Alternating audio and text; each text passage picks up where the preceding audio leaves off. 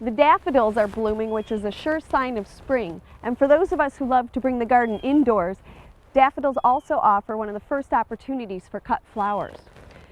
Daffodils and other bulbs like tulips make wonderful cut flowers.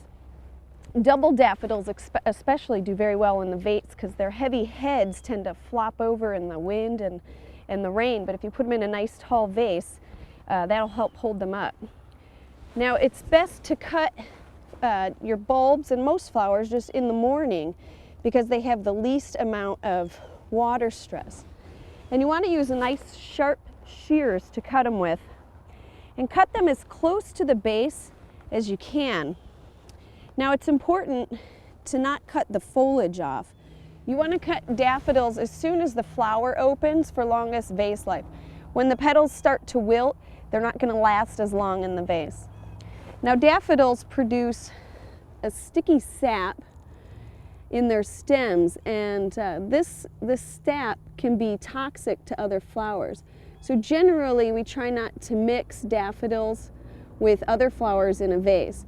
Now if you really want to do a mixed arrangement, what you could do is place your daffodils in water for 24 hours just by themselves, and then most of that toxin comes out of the stem, and you could go ahead and mix it with other flowers on the second day.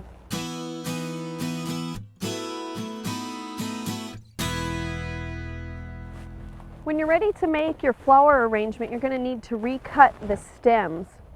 And to do this, you want to cut them underwater.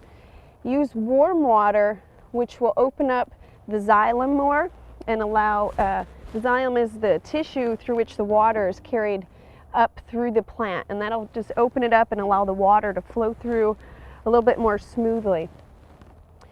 Daffodils also benefit from the use of a flower preservative mixed in with the water, and you could get this from any florist or greenhouse.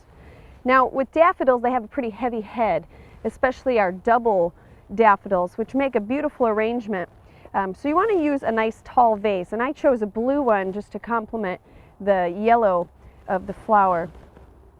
And there's a number of things that you could combine with daffodils just to make your arrangement more interesting. The forsythias tend to bloom at the same time as daffodils, and that makes a really nice combination with the bright yellow colors. You can also use woody cuttings. I have a stem from a Harry Lauder walking stick. I like this one because it's so twisted and curved. It adds a lot of flair to the arrangement. There's also a number of colorful twigs. This is from a yellow twig dogwood. There's red dogwoods and other plants. You could use woody cuttings in among your flowers. And to add a little greenery, try some woody evergreens. Hollies or needled pines, spruces, and firs also add a lot of interest to your arrangement. Now you want to keep your vase in a cool spot and out of direct sunlight. And to extend the vase life even further, you could put them in the refrigerator overnight, but make sure to go ahead and cover it with the bag.